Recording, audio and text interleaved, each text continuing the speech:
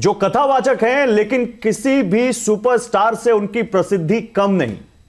जी हां, जो बातें करने में किसी पॉलिटिशियन से कम नहीं, जिनके बारे में दावा किया जाता है कि किसी सिद्ध पुरुष से कम नहीं, और कभी कभी इतना चंचल व्यवहार कि किसी बच्चे से कम नहीं। सुरभि, आचार्य धीरेन्द्र शास्त्री सुर्खियों में बने रहते हैं किसी एक वजह से नहीं, और इनका दर्जा किसी सेलिब्रिटी से भी कम नहीं। तो इसी के साथ मैं चाहूंगी कि आप अपना परिचय, अपनी इंट्रोडक्शन अपने अंदाज में भी आज दे दीजिए। बागेश्वर धाम के हम एक छोटे से दास हैं। हमारा कोई बहुत बड़ा परिचय नहीं, गुरु कृपा से, माता पिता के आशीर्वाद से जीवन में जो सनातन संस्कृति का कार्य है उसको कर रहे हैं।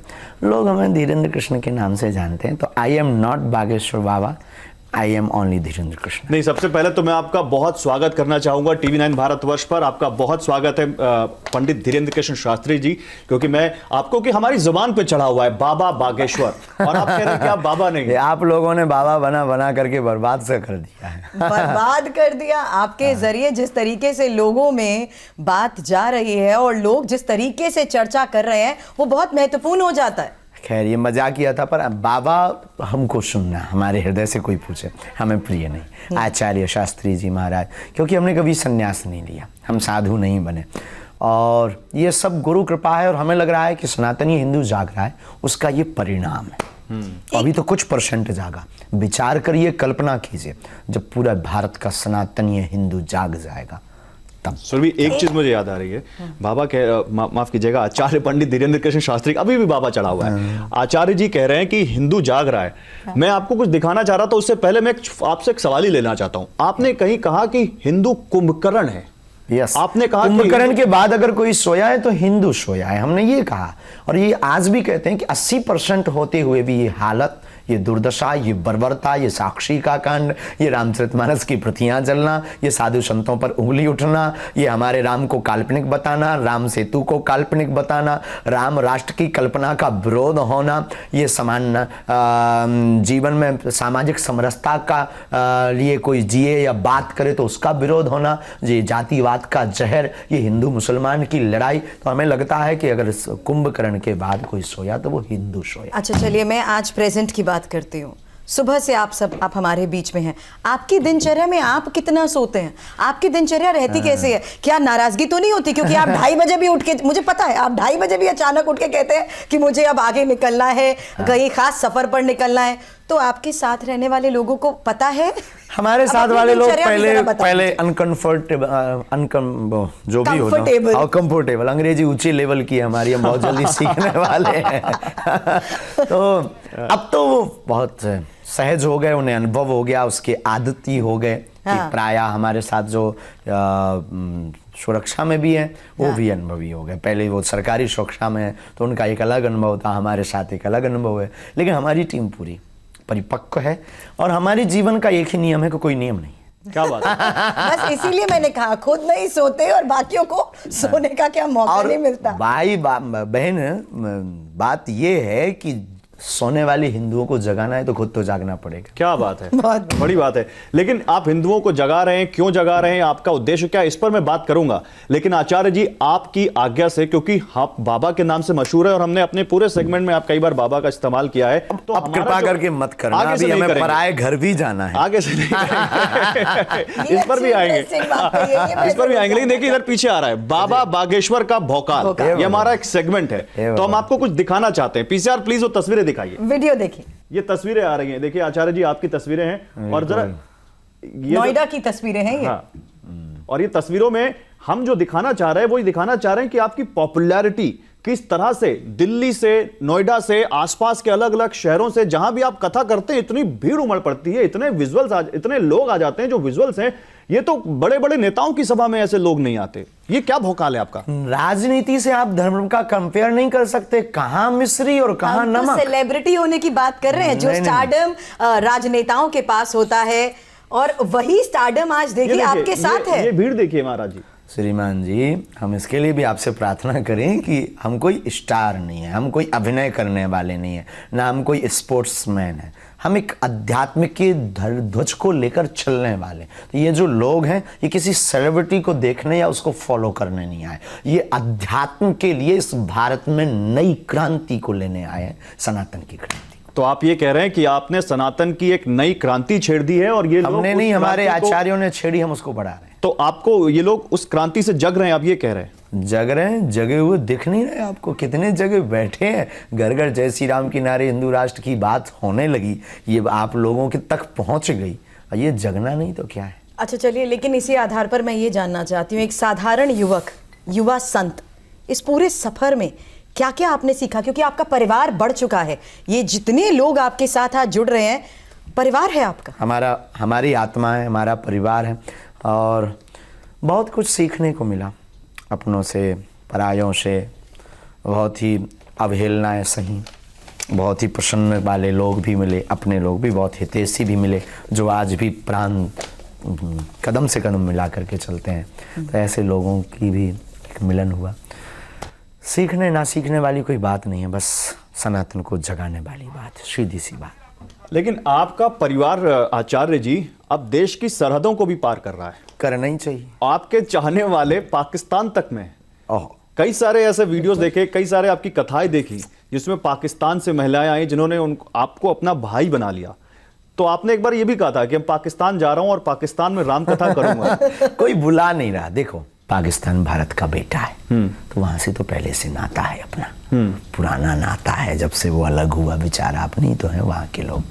तो वहाँ पर खैर ये संभव नहीं है, पर अगर कोई बुलाए तो हमें कोई दिक्कत नहीं। चलिए, मैंने जिस तरीके से शुरू में कहा था, आप सुर्खियों में रहते हैं और अनगिनत वजहों से रहते हैं।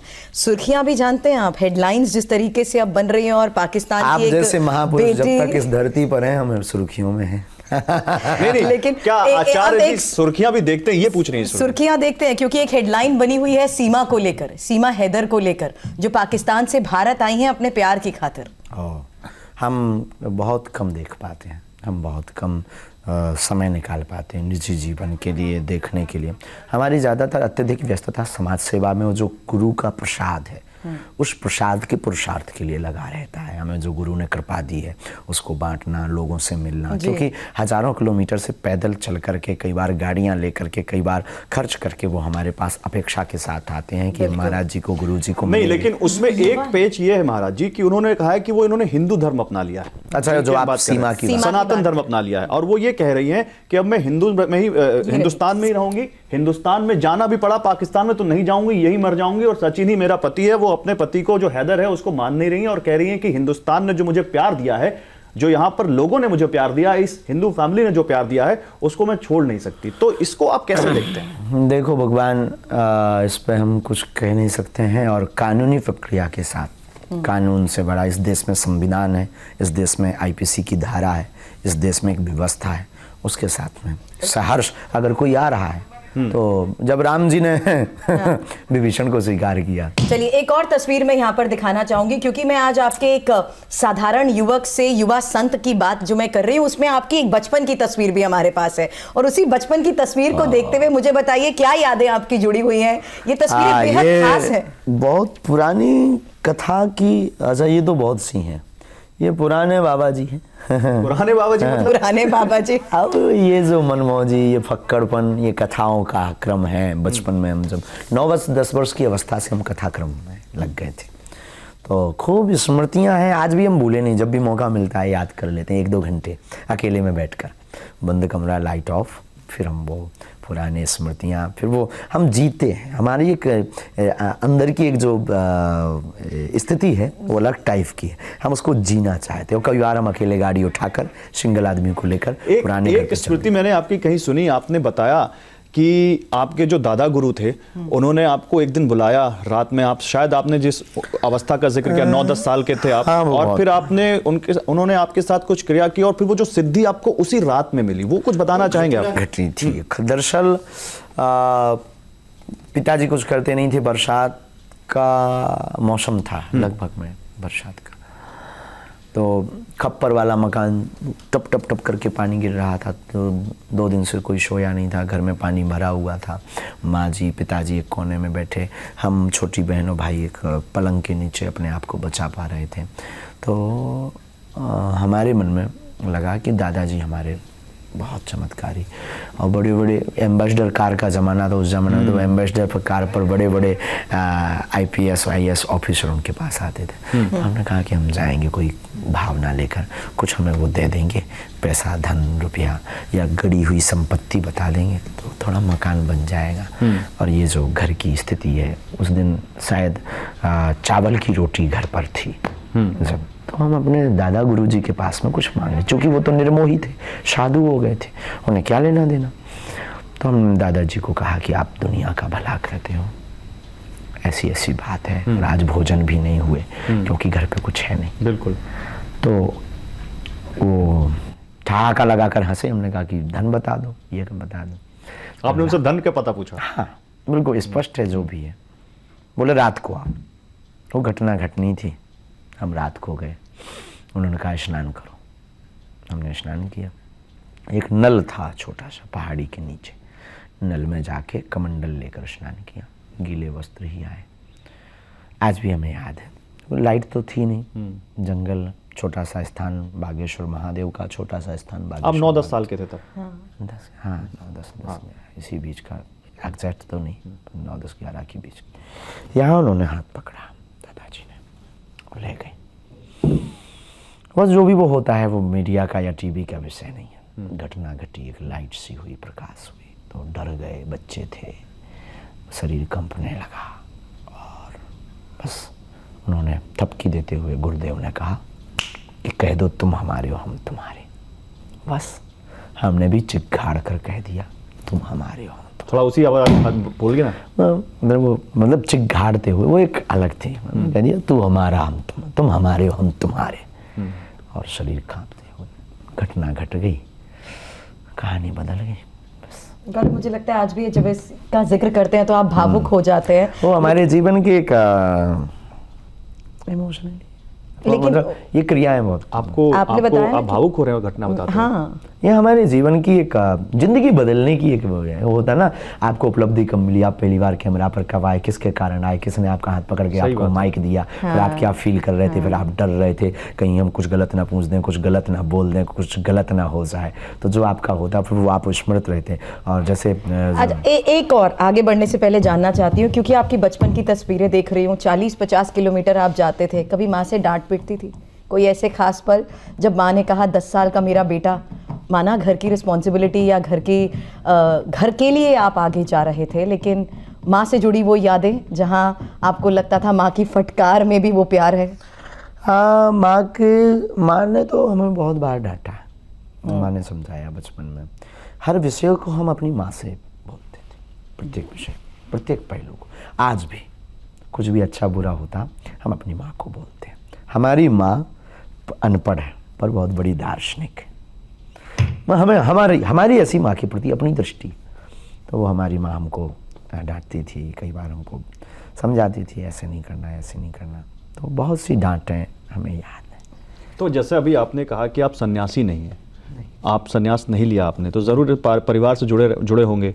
अभी आपने जो दादा गुरु की स्मृति बताई और उसमें आप जो भावुक है, मैंने ऐसा फील किया आचार्य जी कि आप कहीं ना कहीं परिवार को क्या मिस कर रहे हैं, याद आती है, या कुछ है ऐसा जो आपको परिवार की बात करने पे भावुक कर देता है? परिवार है, भारत के प्रत्येक लोग हमारा परिवार है। अब तो हम इनको, लेकिन गुरु के प्रति हमारा जो कनेक्शन है बहुत अलग टाइप का है, बहुत अलग लेवल का है। वो दिख रहा है आपकी बातों में। जीवन की शुरुआत गुरु है, हमारे जीवन का मध्य गुरु है। और कभी कभी जब हम एकांत में कहते हैं तो हम अपने गुरुदेव से कहते हैं कि हमारा अंत भी आपके चरण है। और धीरेन्द्र को धीरेन्द्र कृष्ण शास्त्री बनाया तो वो हमारे ग्रैंडफादर दादा गुरुजी। आज अगर माता पिता के पास जाते हैं, सामने होते हैं, तो वो क्या कहते हैं? कुछ नहीं, मुस्कुराते हैं, खूब थपकी लगाते हैं, प्यार देते हैं। पिताजी बहुत भोले हैं हमारे। माँ खाने के लिए कुछ खास बनाती है? कड़ी, हाँ हमको पसंद है, वो कभी कड़ी लाती।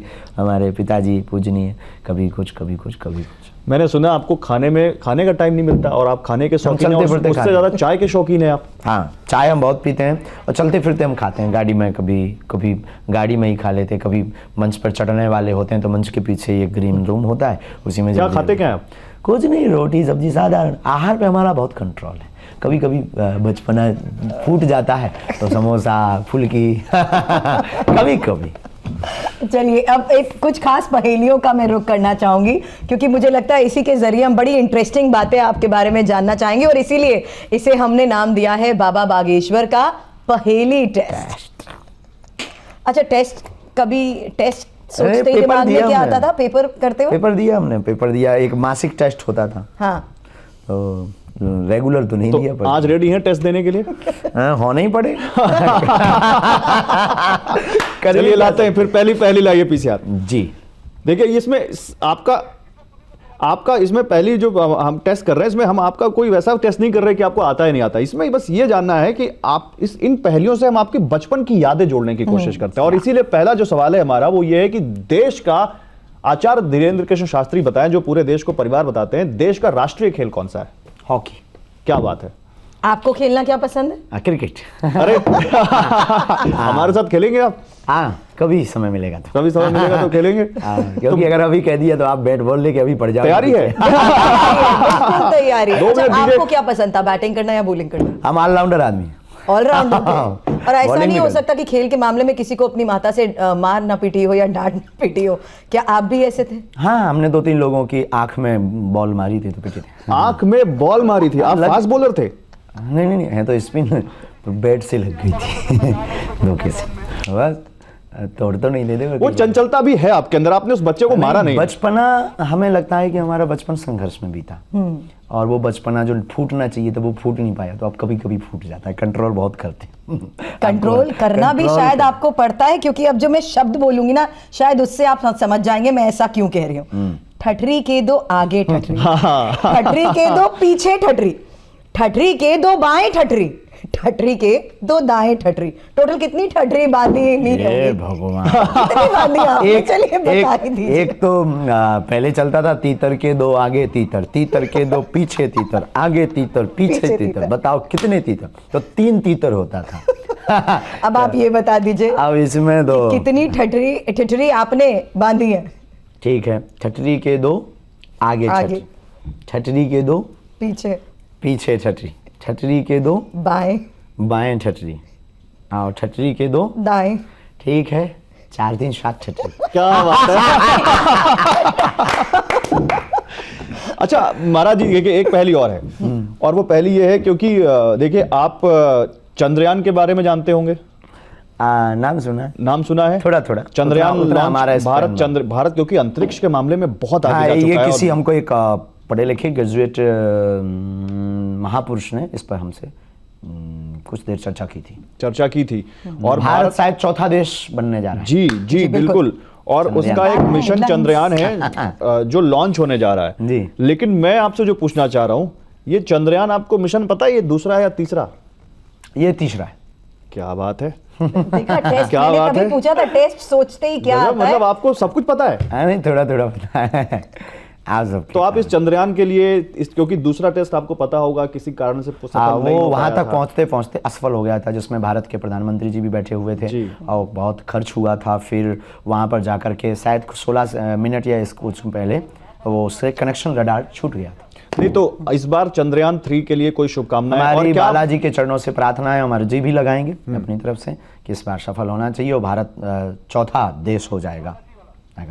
चलिए एक और सवाल है, क्योंकि धाम का नाम बागेश्वर बालाजी भी है और राजस्थान में भी 2 धाम हैं। आप किसी और धाम गए हैं? हाँ, हम मेदीपुर बालाजी गए, सालासर बालाजी गए, और बहुत से प्रसिद्ध धाम। हाँ, सालासर बालाजी गए, तिरुपति भगवान विष्णु का है, वहाँ भी गए, वो भी बालाजी कहलाते, वहाँ भी गए। अच्छा, अभी आपने क्योंकि संस्कार टीवी का जिक्र किया अपनी बातों में, तो हम ये जानना चाहते हैं कि संस्कार का आपके जीवन में क्या महत्व रहा और कैसे उसने हम अपने जीवन में बहुत मनमौजी और भूमिका फक्कड़ आदमी हैं, इन सब से हम बहुत दूर थे। लेकिन हमारे पास में संस्कार टीवी चैनल के सीईओ मनोज त्यागी जी आते हैं और हम ऐसे ही सहज बस एक बैठे हुए थे, दरबार चल रहा था, किसी ने परिचय कराया कि संस्कार टीवी पे हम थे, तो बहुत मनमौजी पहले से ही। तो उनसे हमने कहा बताओ क्या पूछना चाहते हो, क्या मांगने आए हो। तो बोले हम आपको मांगने आए, क्योंकि वो आदमी बहुत ऊंचे लेवल के हैं ना। ऊंचे लेवल मतलब उन्हें पता था ये बाबा बहुत उन्होंने वो जौहरी थे जिन्होंने हीरे को पहचान लिया, आप ये कह वो रहे हैं। मतलब टीवी लायक उन्हें लगा कि ये आदमी टीवी पर आएगा। और हमारा भी सपना तो था। आपका सपना था टीवी हाँ, पर आना। मतलब एक बार घटना घटी थी, तब से हम सोच तो रहे थे, लेकिन हमने जिक्र नहीं किया उनका। क्या घटना घटी थी? पड़ोसी ने हमको टीवी देखने से मना कर दिया, भगा दिया। तो हमने उनको कुछ नहीं बोला, बल्कि कहे तो ये भी सकते थे नहीं आएंगे, बड़े आदमी हो गए, बड़े अमीर हो गए। नहीं ऐसा नहीं कहा। बाप शायद वो खूब रोए अकेले में, अवस्था छोटी थी, लेकिन हमने प्रण लिया कि धीरेन्द्र तभी टीवी देखेंगे अपन। ये तो लाइफ चेंजिंग मोमेंट आप बता रहे हैं कि पड़ोसी ने आपको टीवी देखने से मना कर दिया और उस दिन आपने प्रण कर लिया कि आप टीवी पर आएंगे। टीवी देखेंगे, पहले तो प्रण ये था कि धीरेन्द्र तभी टीवी देखेगा जब अपने बाप की होगी। तो हमने सत्यनारायण वास्ते थे गांव में, छोटी छोटी पूजा करते थे। तो 5 रुपया, 11 रुपया, 15 रुपया लोग दक्षिणा में देते। तो बाकी खर्च माँ को देते थे। 2 या 3 रुपया हम चुपके से जोड़ लेते। 1.25 साल में हमने 3500-3600 रुपया जोड़े। ऐसा आपने कितने साल की और कब इसकी शुरुआत की, कौन सी उम्र में? हमारी बचपन के हम रामचरितमानस शायद 6वीं-7वीं वर्ष में पढ़ने लगे थे। और सत्यनारायण कथा होती है, सत्यनारायण कथा का वाचन हम 10-11 साल में करने लगे थे। तो फिर हमने 3500 रुपये की मैक्स की black and white second hand TV ली। आपकी कथाओं के जरिए ही हर जनरेशन ने आपको सुना है। ये मैं इसलिए कह रही हूँ क्योंकि युवा पीढ़ी अलग अलग सोर्स से खुद को कनेक्ट रखती है, चाहे वो इंटरनेट के लीजिए, मोबाइल के लीजिए, लेकिन जब आपको सुनती हैं तो पहले की कुछ महत्वपूर्ण बातें जो आज की युवा पीढ़ी को नहीं पता लगती हैं। उसमें से एक माध्यम फिल्म भी है जिसके जरिए लोगों के बीच बड़ा संदेश जाता है। क्योंकि हाल ही में एक फिल्म में ये दिखाया गया कि हनुमान जी को संजीवनी की जानकारी विभीषण की पत्नी ने दी थी। ये मैं इसलिए जिक्र कर रही हूँ, ये जानकारी आप भी बताइए। जी हाँ। जी जी। माय डियर सिस्टर, ये कुछ नए दिखाने की तरकीब के कारण उनसे भूल हुई होगी, हमें पता लग रहा है। रामानंद सागर में सुषेण वैद्य ने बताई कि भाई ये ऐसा ऐसा है, अब आप हनुमान जी को संजीवनी बूटी। हमारे ग्रंथ भी यही कहते हैं, महापुरुष भी हमें यही सुनाते हैं, और आचार्यों के मुख से भी हमने यही सुना।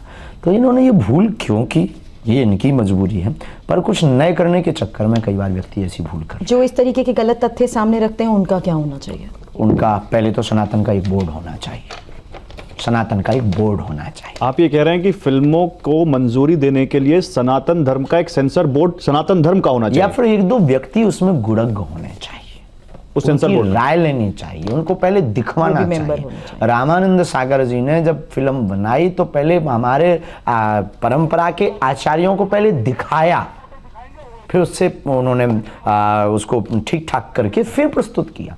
इसके लिए श्रेष्ठ, इसीलिए तो हम कहते हैं भारत के प्रत्येक व्यक्ति को हमारे धर्म गुरुओं की आवश्यकता है, उनके पास जाकर कुछ प्राप्त करने की। ठीक है। अब जरा यहाँ पर हम हमारा अगला जो सेगमेंट है आचार्य जी, वो है बाबा बागेश्वर ठठरी बांधेंगे क्वेश्चन मार्क। किसकी बांधेंगे? ये किसकी ठठरी बांधेंगे? धर्म विरोधियों की, धर्म विरोधियों की। गठरी और ठठरी दोनों जोड़ दो। और जो धर्म विरोधी नहीं होगा, जो धर्म विरोधी नहीं उसे होगा, गले लगाएंगे। चलिए एक welcome तस्वीर to you। आपके सामने। या। ये इनकी ठठरी बांधेंगे आप? इनको हम अभी मिले ही नहीं कभी, ही ना इनको उतना जानते हैं। लेकिन इनको जानते तो होंगे कौन है? नहीं, ऐसे तो नहीं, ऐसे टीवी मोबाइल पे लोग बताते हैं इनके बारे में। नहीं, अभी आपने धर्म विरोधियों की कहा ठठरी बांधने के लिए। देश में एक मुद्दा अभी समान नागरिक संहिता का बहुत जोर शोर से चल रहा है, और उसमें यह है कि सभी धर्मों के लिए कानून आपको पता होगा, आपको बहुत अच्छे से पता होगा। तो ये उसका विरोध कर रहे हैं, ये कह रहे हैं कि ऐसा नहीं होना चाहिए। पता नहीं, भारतीय मानते नहीं होंगे अपने आप को, ऐसा भी हो सकता है। समान, एक देश एक कानून होना चाहिए। हम किसी पार्टी के पक्षधर नहीं, लेकिन एक बाप की 2 संतानों में दोनों के बंटवारे में मतभेद क्यों? क्वेश्चन क्यों? जब एक ही बाप के दोनों बेटे हैं तो फिर बंटवारा भी एक जैसा होना चाहिए। उसी प्रकार हम, जब आप तुम कहते हो कि हम भारतीय हैं, तो भारतीय हो तो फिर कानून एक होना चाहिए। अब तुम्हें अलग लॉ हो, हमारे लिए अलग लॉ हो, तुम 12 हम सिर्फ 2 ही, ये नहीं चलेगा। ये आचार्य जी इसलिए भी सवाल क्योंकि तथ्यों के आधार पर बात रखी जाए समझ आता है, धर्म के आधार पर बांटने की जब कोशिश की जाती है और यूसीसी के मुद्दे पर जब लोगों के बीच जाते हैं तो कुछ इस तरीके से बात रखी जाती है इनके जिसमें पास विरोध सामने आने का कोई उपाय नहीं है। जातिवाद और धर्म के अलावा इनके पास सिर्फ दो ही उपाय हैं कि हम अपने आप को अपनी मजहब बताकर और पूरी दुनिया का ये ध्यान केंद्र खींचने की इनके पास कला है। ये कला है ध्यान खींचने की कि लोग मुझे समझें, हम इस समाज से हैं इसलिए हमको अपेक्षित किया जा रहा है। वही जब खुद पर पड़ती है। नहीं, लेकिन कला की बात कर रहे हैं, कला से तो आपके भी बहुत सारे लोग आजकल सम्मोहित हैं, बहुत आपकी कला, आपको बहुत। हमारी कला कभी ध्यान खींचने की नहीं है, जगाने की। नहीं, तो मैं यही पूछ रहा था आपसे, ये यही अकेले नहीं है जिनका हमने फोटो दिखाई। मुस्लिम पर्सनल लॉ बोर्ड पूरे देश में मुहिम चला रहा है, लोगों को इकट्ठा कर रहा है, आदिवासियों को ला रहा है, और उनका एक तर्क ये है कि संविधान, हमने जब आज़ादी मिली, हमें जब संविधान मिला तो उसमें हमें अपने पर्सनल लॉज मिले। अब भारत विविधताओं वाला देश है, उसको क्यों हम लोग परिस्थितियों में वो दिया गया। भारत के संविधान में 125 बार से ज्यादा संशोधन भी तो हो गया। वो उस वक्त, अच्छा उस वक्त नारा क्या था? रोटी कपड़ा और मकान मांग रहा है हिंदुस्तान। अब क्या ये नारा जरूरी है?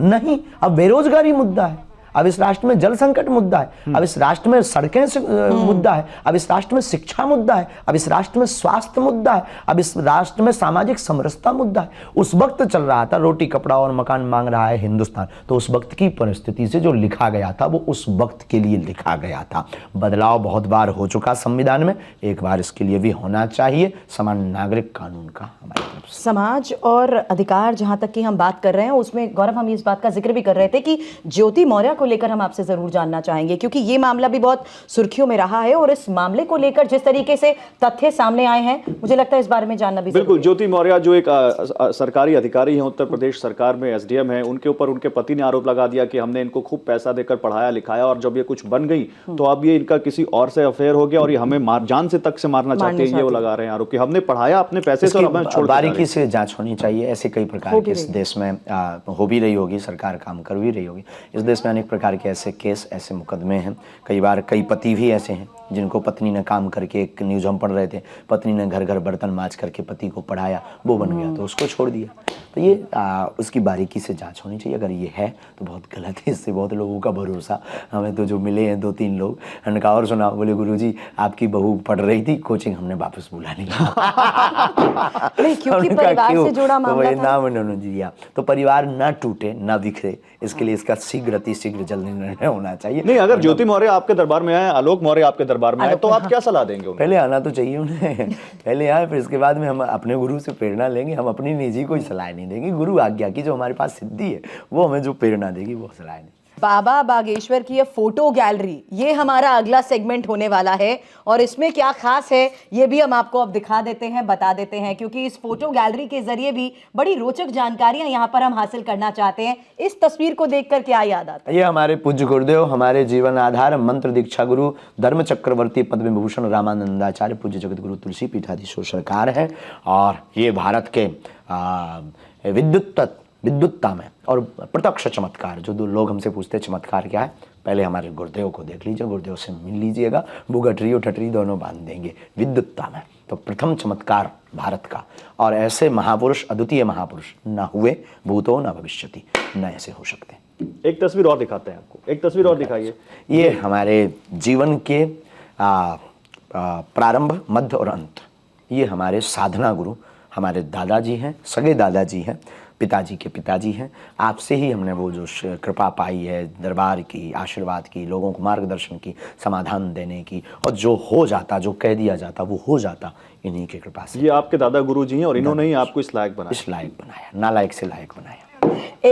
एक और तस्वीर इस संसार में लाने का श्रेय इस संसार के हमारे भगवान, प्रत्यक्ष भगवान, धरती के पूजनीय पिताजी और हमारी माँ। चलिए, यहाँ एक और खास सेगमेंट की मैं शुरुआत करना चाहती हूँ, क्योंकि अभी तो हमने बाबा बागेश्वर की फोटो गैलरी दिखाई है, लेकिन अब मैं चाहूंगी जरा अगला सेगमेंट आप ये पढ़ें। बाबा बागेश्वर एक, विवाद अनेक। आप विवादों में भी काफी रहते हैं। लोग बना देते हैं, आप जैसे महापुरुषों की कृपा बरस रही। हमारा कोई विवाद से नाता नहीं है। लोगों को जिनको दिक्कत है हमारे कार्यों से, जिनके मिशन फेल हो रहे हैं, जिनकी योजनाएं फेल हो रहे हैं, जो कन्वर्जन पर काम कर रहे हैं वो फेल हो रहे हैं, लव जिहाद पर काम कर रहे हैं, उनकी ठटरी गठरी बंध रही है। हम सनातनी हिंदू एकता की जो जातिवाद की रोटियां सेक रहे, पॉइजन फैला रहे हैं। ठीक। चलिए, यहाँ पर ये कहा था ना, बाबा बागेश्वर एक विवाद अनेक। जिस तरीके से आप अपने विरोधियों को भी कह दीजिए या जो आप पर सवाल उठाते हैं उनको बाउंसर देते हैं ना, उसी लिहाज पर आगे चर्चा करना चाहूंगी। बाबा बागेश्वर को बाउंसर, चलिए इसमें खास क्या रहने वाला है? इसमें पहली गेंद फेंकने की कोशिश करते हैं। ओवर तो आपको पता ही होगा 6 गेंदों का होता है। हाँ जी, आप तैयारी भी करने लग गए बाउंसर से बचने की। आपने बाउंसर कहा ना, तो उसको खेलने के लिए ना मजबूती चाहिए। अच्छा, खेल देखते हैं, क्रिकेट देखते हैं। अरे खेलते हैं, खेलते तो हैं, लेकिन आप क्रिकेट देखते हैं? देखते हैं। चलिए, मैं इसीलिए पूछ रही हूँ क्योंकि अब 15 तारीख को भारत पाकिस्तान का मैच है। वाह, ठीक है, आपके हिसाब से कौन जीतेगा? बाप बाप होता है। नहीं, कभी कभी बेटा भी जीत जाता है, कभी कभी बेटा भी जीत नहीं, जाता है। बाप उसकी आत्मसंतुष्टि के लिए फेंक देता है। अच्छा, बाबा जिस अंदाज में, या ये कह लें कि ये पहले ही अगर पहली गेंद में ये याद दिला दें कि बाप बाप होता है, तो फिर मैं किस लिहाज से पूछूं कि मैन ऑफ द मैच कौन होगा? बाबर आजम या विराट कोहली? बाप बाप होता है, और बाप बाप की तरफ से जो प्रतिनिधित्व करेगा वही तो लेगा। नहीं, कौन आपकी तरफ से? आप विराट कोहली और बाबर आजम दोनों को खेलते देखते होंगे, पसंद कौन है आपको? भारत रघुवर का देश है, बाबर का नहीं। वाह, तो आप कह रहे हैं कि विराट कोहली बनेंगे मैन ऑफ द मैच? आगे और आप नाम नहीं ले रहे?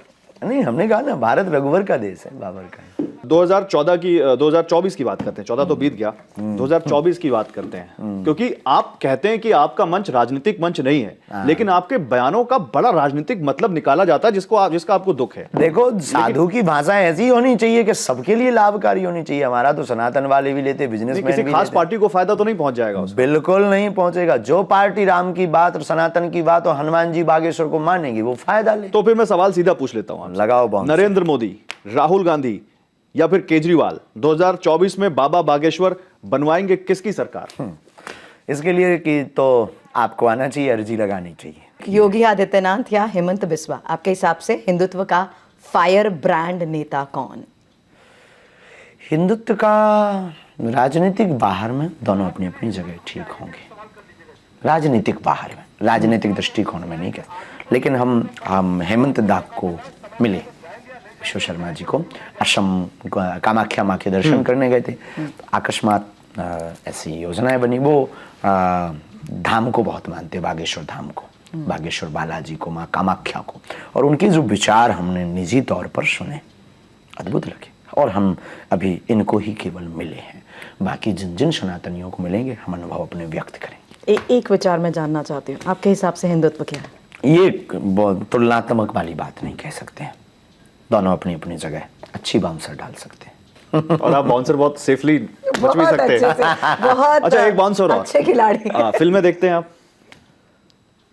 लास्ट में द कश्मीर फिल्म फाइल्स हमने देखी। द कश्मीर फाइल्स आपने देखी? Yes. तो मैं यही सवाल पूछ लेता हूं, अगर आपके सामने आदि पुरुष हो और द कश्मीर फाइल्स हो, तो आप कौन सी फिल्म देखना पसंद करेंगे?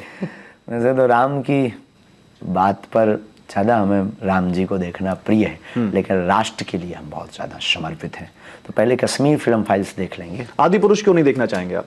अभी हमने उसके बारे में समझा ही नहीं। देखना क्यों नहीं चाहेंगे? बाद में सुना है कि सुधार के बाद फिर से उन्होंने रिलीज की, और सुधार के बाद अगर राम की भक्ति उससे जगती है तो हम देखेंगे।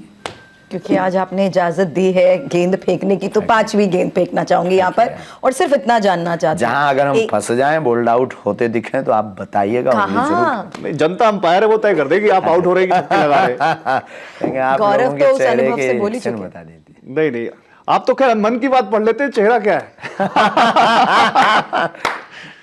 चलिए, एक दर्शन का अगर वर प्राप्त हो तो किसके दर्शन करेंगे? कौन दे श्री रहा है? राम या पहले हनुमान? वर कौन दे रहा है? ये तो अब आप ही बताइए। ये हाइपोथेटिकल क्वेश्चन जरूर है, लेकिन मैंने उस आधार पर सवाल किया कि मैं ये जानना चाहती हूँ कि अगर ये वर प्राप्त हो जाए तो किसके दर्शन करना पहले चाहेंगे? उत्तर हमारा श्री राम शायद या या हनुमान? हनुमान। ठीक है, अब पहले हमारा उत्तर सुनिए। हम दर्शन के आकांक्षी नहीं, हमको तड़प में बहुत मजा आता है। बहुत बड़ी बात कह दी आपने। हम बहुत ही दूसरी दृष्टि से जीते हैं। हम कभी कभी अकेले में बैठते तो अपने बालाजी से प्रार्थना करते कि तुम दिख मत जाना, दिख जाएंगे तो ये ललक चली जाएगी। जिस प्रकार एक प्रेमिका से मिलने के लिए जब प्रेमी घर से बाहर निकलता है, मिलने के बीच की रास्ता का उसके जो अंदर के अनुभव होते हैं ना, बहुत अद्भुत होते हैं। उसके वो जो जीवन का अनुभव वो बहुत अद्भुत होता है, लेकिन मिलने के बाद वो अनुभव पस्त पड़ जाते हैं। लेकिन मिलने के पहले का और घर से बाहर निकलने का जो अनुभव है, हम उस रस में जीना चाहते हैं। इसलिए हम पहली बात तो दर्शन के आकांक्षी नहीं है। सेकंड, अगर आप कहो कि नहीं आपको बाउंसर तो खेलनी पड़ेगी, इसको डॉट नहीं कर सकते, तो प्रभु श्री राम में ही सब कुछ है। राम द्वारे तुम रखवारे, राम जी के दर्शन मांगेंगे तो दरवाजे पे हमारे भाई साहब भी मिल जाएंगे। क्या बात है। अगला जन्म, वैसे तो किसी को नहीं मालूम क्या होगा क्या नहीं होगा, लेकिन अगले जन्म में बाबा बागेश्वर आप आचार्य पंडित धीरेन्द्र कृष्ण शास्त्री बाबा बागेश्वरी बनना चाहेंगे या कुछ और अगले जन्म में? जन्म जन्म तक हम बागेश्वर धाम के सेवक बनना चाहेंगे, हर जन्म तक। इन्हीं माता पिता गुरु की छत्र छाया में जन्म मिले तो भारत सा वतन मिले और बागेश्वर हनुमान की शरण मिले। चलिए, आपने थोड़ी देर पहले एक शब्द का जिक्र किया था कि आपकी वो ललक, आप इसीलिए दर्शन जिस लिहाज से बात कर रहे थे, प्रेमिका की बात की थी। 27 साल की उम्र हो चुकी है, माँ के साथ बात होती है, जीवन साथी को लेकर चर्चा की जाती है? कभी बहुत बार चर्चा होती है। माँ का गृहस्थ जीवन में आना चाहिए, कोई बड़ी बात। कुछ लोगों ने यात्रा भी निकाली थी आपसे शादी करने के लिए, ये सब के बारे में हमें। चलिए ठीक है। अच्छा, एक आखिरी सवाल आपसे, क्योंकि मंदिरों का जिक्र हो रहा है। अभी एक बहुत मंदिरों को लेकर विवाद हुआ, ड्रेस कोड को लेकर, कि मंदिरों में युवाओं को छोटे कपड़े पहनकर नहीं जाने चाहिए। फिर एक संगठन आया जिसने कहा, और आप ही के पास के पंडित प्रदीप मिश्रा जी, उन्होंने कहा कि ये सनातन के खिलाफ साजिश है, युवाओं को मंदिरों से सनातन से दूर करने की साजिश है। आपकी क्या राय है इस पर? देखिए, पाश्चात्य देखो, धोती कुर्ता हमारी भारतीय संस्कृति का प्राचीन परिधान है। मंदिरों में फुहड़ता ना हो, इसके लिए हमें अपनी भारतीय संस्कृति के प्रचार को पूरी दुनिया तक पहुंचाने के लिए कम से कम एक दर तो ऐसा छोड़ देना चाहिए जहां फुहड़ता से बाहर निकालकर अपने मूल परिधान में आ जाएं।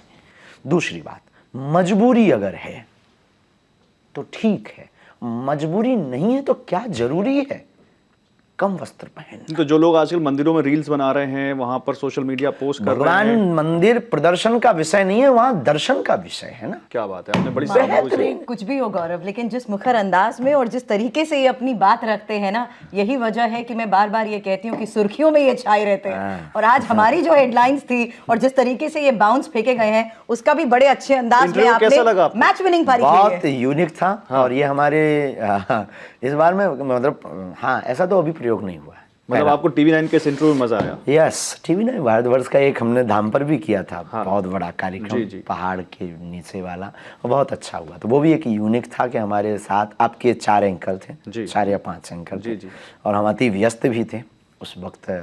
उसकी जो अद्भुत थी वो भी हमें बहुत अच्छा लगा। लेकिन वो बाउंस फेंकने का मौका मिला, मैं तो फील्ड पर चाहती थी। चलिए, अगली बार आपसे वादा है कि हमारे साथ क्रिकेट फील्ड पर क्रिकेट जरूर खेलेंगे, अवश्य चलेंगे। आप बाउंसर की तैयारी रखिएगा, हम बैटिंग बना करके आएंगे। बिल्कुल बिल्कुल। और इसी वादे के साथ बहुत बहुत शुक्रिया, आभार आपका, आपने अपना कीमती वक्त हमें दिया। तो पंडित धीरेन्द्र कृष्ण शास्त्री, बागेश्वर धाम के आचार्य, हमारे साथ जुड़े, बड़ी साफगोई से उन्होंने हमारी बाउंसर्स खेली, पहेलियों के जवाब दिए और तमाम जो सुर्खियां हैं उन पर अपनी राय व्यक्त की। आप सभी हमारे साथ जुड़े, शुक्रिया। शुक्रिया। जय श्री राम।